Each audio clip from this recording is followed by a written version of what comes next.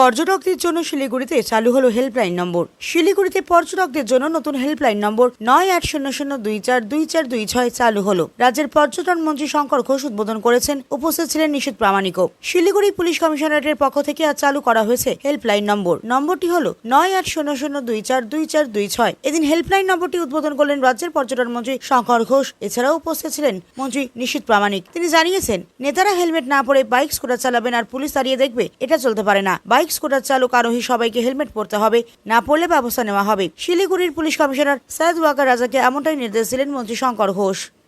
আমি সিপি সাহেব, ডিসিপি সাহেবকে একথা বলে দিতে চাই যে রাজনৈতিক দলই ক্ষমতায় থাকুক না কেন, আমাদের মনে হয় তাদেরকে বাড়তি দায়িত্ব পালন করা উচিত।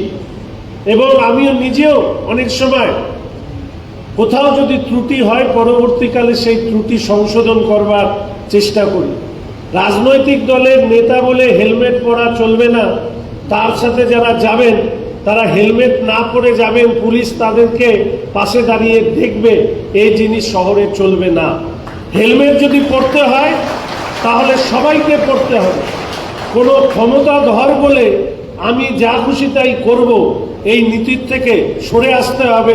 এবং এই ক্ষেত্রে কোনো ধরনের ফোন এন্টারটেইন করা যাবে না, এটা পরিষ্কারভাবে আপনাদের সামনে আমি বলে দিতে চাই। আপনারা দেখছেন সময় বাংলা, সময়ের সাথে সবার পাশে।